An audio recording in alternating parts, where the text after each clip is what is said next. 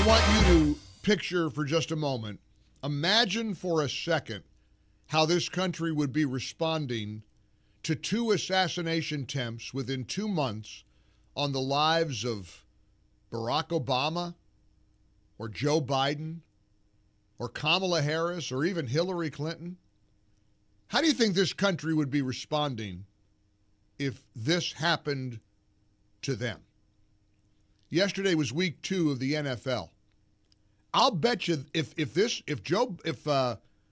2 assassination attempts had been committed against Barack Obama, I'll bet you they'd have canceled the NFL games. They certainly wouldn't have gone on with the Emmy Awards. Poor Tracy last night texted me, and my producer, she's as fired up and disgusted as the rest of us. And she said, oh, sure, put the Emmys on as usual. Well, they weren't going to mess with the Emmys. They're not going to mess with the NFL. They're not going to really be over the top in the coverage of the second time that Trump is nearly killed. It's Trump. Orange man bad. They're trying to stop him any way they can. We know this by now, right? You get it?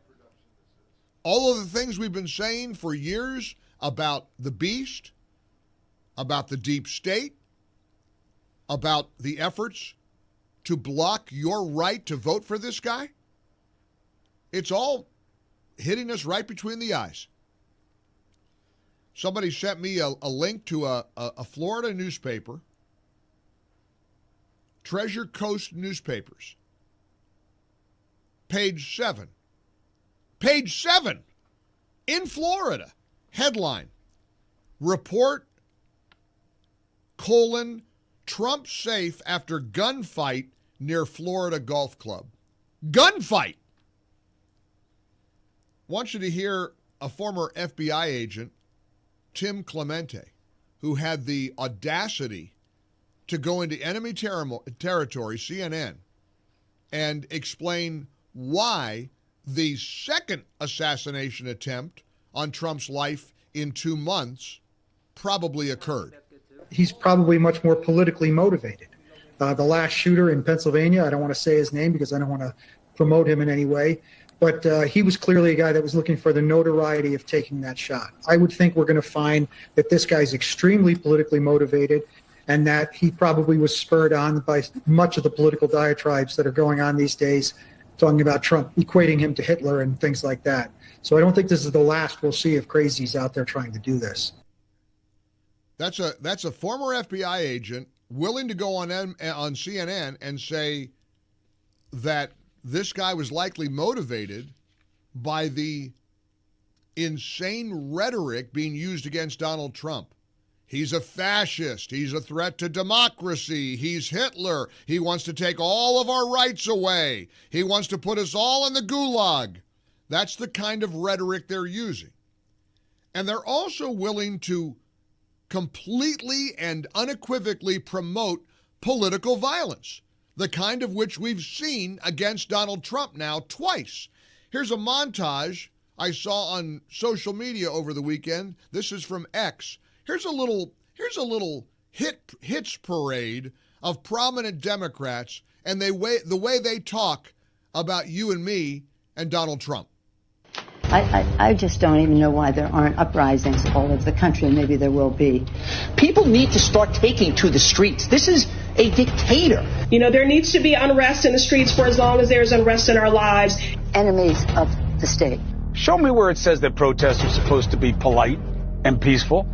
Do something about your dad's immigration practices, you feckless. When they go low, we kick. How do you resist the temptation to run up and wring her neck? The biggest terror threat in this country is white men, most of them radicalized up to the right. I thought he should have punched him in the face. So even if you lost, he insulted your wife. Yes. He came down the escalator and called Mexicans rapists and murderers. He said, well, what do you think I should have done? I said, I think you should have punched him in the face and then gotten out of the race. You would have been a hero.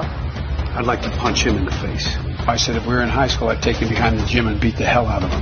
Punch some people in the face! When was the last time an actor assassinated a president? They're still going to have to go out and put a bullet in Donald Trump, and that's a fact. look as his character is stabbed to death. Where is John Wilkes Booth when you need him? I have thought an awful lot about blowing up the White House. A Missouri state senator is under investigation by the Secret Service after saying she hopes President Trump is assassinated. I will go and take Trump out tonight. And if you see anybody from that cabinet in a restaurant, in a department store, at a gasoline station, you get out and you create a crowd. And you push back on them. And you tell them they're not welcome anymore, anywhere. And sadly, the domestic enemies to our voting system and our honoring our Constitution are right at 1600 Pennsylvania Avenue. They're not going to stop before Election Day in November, and they're not going to stop after Election Day. And that should be, everyone should take note of that on both levels, that this isn't, they're not going to let up, and they should not. If you think we're rallying now, you ain't seen nothing yet. You ain't seen nothing yet. Now, in a normal environment, there might be some concern about all that rhetoric spewed by these vicious, mean-spirited, prominent Democrats. Instead, when they actually attempt to assassinate President Trump a second time in 2 months, they blame him. Check out the anchor of the NBC Nightly News, Lester Holt. Today's apparent assassination attempt comes amid increasingly fierce rhetoric on the campaign trail itself. Mr. Trump, his running mate J.D. Vance continue to make baseless claims about Haitian immigrants in Ohio. This weekend, there were new bomb threats in that town. Our Maggie Vespa is in Columbus, Ohio, with more. Lester, so the big story, the story here isn't that another leftist, another far-left Biden-Harris-loving Democrat tried to kill Donald Trump. It's that Trump and J.D. Vance are talking about the Haitian migrant crisis in Springfield, Ohio. And that led to bomb threats in Springfield. That's the anchor of the NBC Nightly News. This country's in bad shape right now. And there's one way out, and you know it and I know it. Are you registered to vote? Are you prepared? Have you gone to TrumpForce47.com so you can get involved and hand out flyers and ship out mail yard signs and make phone calls? TrumpForce47.com, or just text the number 47 to our MyPillow text line, which is 800-655-MIKE. Wow. We're in the Relief Factor Studios. Welcome in. Our number is 800-655-MIKE, and I want you to join us. Your voice, your call, your perspective. We got a lot to catch up on, too. There's a ton of stuff that happened over the weekend. Kamala sat down for a one-on-one, and it went just as you would expect. It went just the way you thought it would go. And a whistleblower has come forward from ABC saying that the network gave Kamala the questions in advance. We've got it all for you coming up here on the Mike Gallagher Show. If there's not evidence that Donald Trump needs better protection, I don't know what's left. On the one hand, you could defend the Secret Service and say, well, they shot at the guy. He got away, but at least they saw him. And I'm wondering how there could be a sniper on the golf course where Trump is playing 18 holes of golf. I'm trying to figure that out. The sheriff addressed it there, said, well, he's not the sitting president. What? Donald Trump is not the sitting president? That's the reason you don't have a perimeter around the golf course in West Palm Beach? Here's the sheriff, guy named William D. Snyder, congratulating the Secret Service, but explaining why the perimeter was not closed. At this level that he is at right now, he's not the sitting president. If he was, we would have had this entire golf course around it. Well, because he's not, the security is limited to the areas that the Secret Service deems possible. So I would imagine that the next time he comes to the golf course, there'll probably be a little bit more people around the perimeter. But the Secret Service did exactly what they should have done. They provided exactly what the protection should have been, and their agent did a fantastic job. Really? Oh, they did? That's, incidentally, my apologies. His name is Rick Bradshaw, not William Snyder. That's Sheriff Rick Bradshaw from Palm Beach County. Now, now he says, well, I imagine after this there'll be added security. How about after Butler, Pennsylvania, where the monster there came within millimeters of blowing Trump's brains out? I mean, this is so out of control and so awful for our country, for the American process. We are 50 days away from this election, this historic election, where everything is on the line. The whole country's at stake. I've got half a notion to play the entire Kamala Harris interview from ABC 6 or 13 or whatever the local station is in Philly for you to hear. It's not long, 10, 12 minutes. It's awful. It's every bit as bad as you think she is. She's every bit as awful as you suspect her to be. She doesn't have a clue. She knows to issue the proper sentiments after Trump nearly got killed again. Oh, we're glad he's safe. We're going to investigate. Yeah, you're going to investigate. You're not investigating jack. You know what these lunatics are saying. I got a text today when I walked into the studio from a listener who said, I had a coworker that said how disappointed they were that the shooter missed, but third time's a charm. Third time's a charm. That's a coworker for one of our members of our audience. Alexander Vindman was the chief impeachment witness for the Dirty Dems and their ridiculous impeachment scam against Donald Trump. He's married to a woman named Rachel Vindman. You know what she posted on social media? You know what this nice lady said about the assassination attempt in Butler, Pennsylvania, where a man was brutally murdered?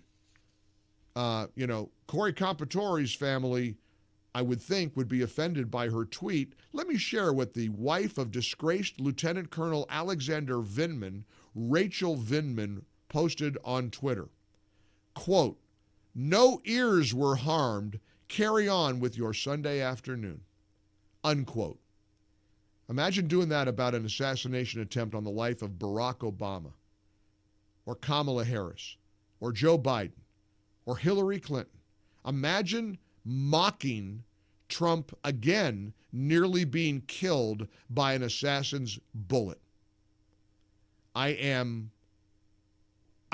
don't even know how a woman like Rachel Vindman can show herself in public again, other than that's what her world believes. That's what her world thinks. So let's dive in together. Again, this being a caller-driven show, 1-800-655-MIKE. Like I said, no show prep needed. We've got an assassination attempt, the second one in 2 months. We have Kamala's disastrous appearance Friday night. I haven't even gotten to going to an empty movie theater practically in New York City to watch Matt Walsh's brilliant movie, Am I Racist?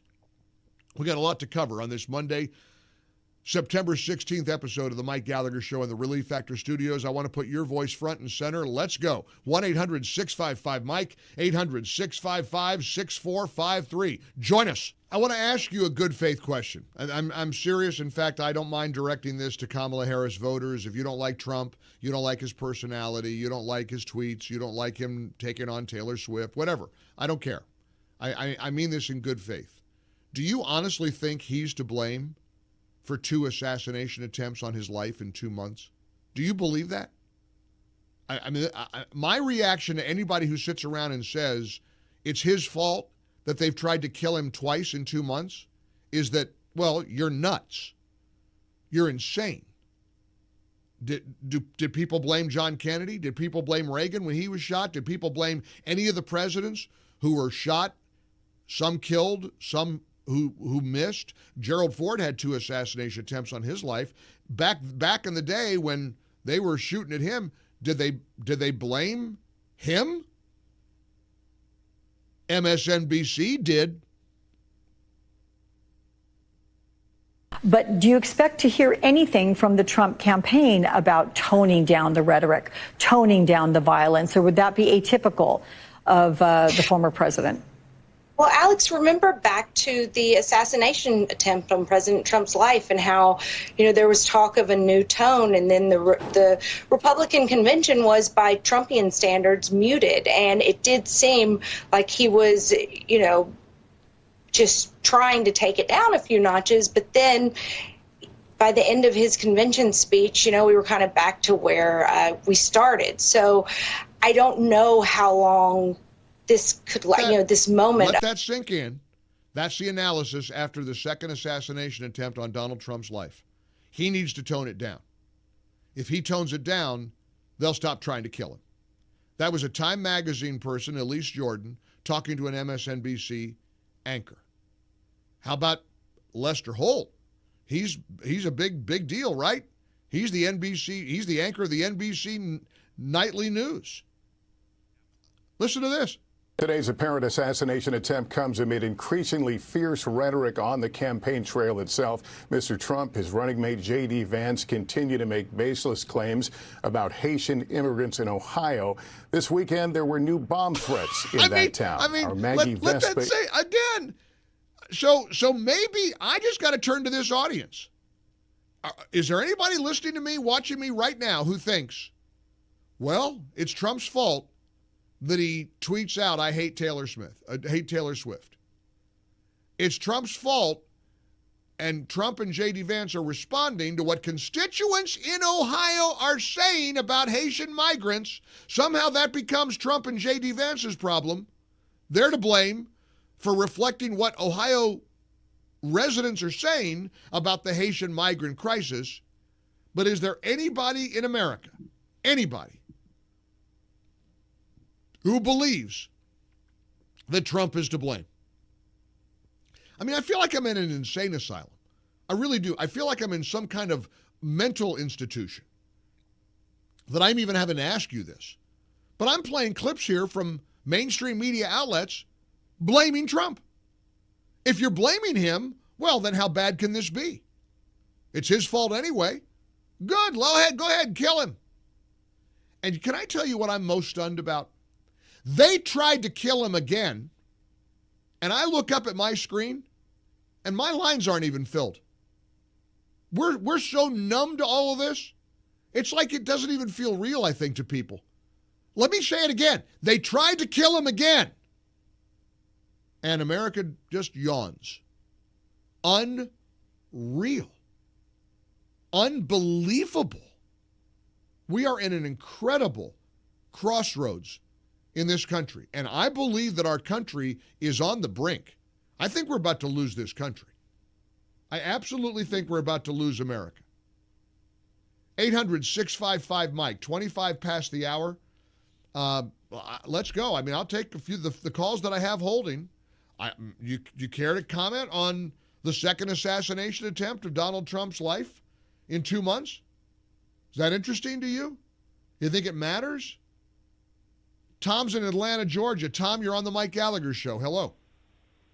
Yes, hello. I posted the police body cam video for Springfield, Ohio. This police officer arrested a Haitian migrant, had 3 witnesses that saw her stomp this cat head in and then was eating it. But Tom, that was in Canton, though. That wasn't in Springfield, so it must be fake news. You know? I mean, give me a break. I mean, this is unbelievable. We played the video, Tom. We've got the video, you're right, of the cops asking her, did you eat this cat? Anybody investigate that story? No, nothing to see here. Nothing to see. Keith's in Jamesburg, New Jersey. Hi, Keith. How you doing, Mike? Hi, good. How are you? All right. Mike, I'm beginning to wonder if, I hate to say it, but sometimes I wonder if there's some kind of mole or something in this organization or something, because if the question I have is everybody else's, this guy that flew in from Hawaii, right, this latest shooter. Yeah. How did he know? How did he know Trump was going to be they are that. And have you heard that his decision to play a round of golf was made at the last minute? Is that right? Wow. I mean that which makes it even worse. Which makes this you're asking a very good question that normally journalists would ask. You'd think the New York Times would be all over that one. How'd the guy know Trump was going to play golf? And again, do you honestly believe Trump's at fault? 800-655-Mike.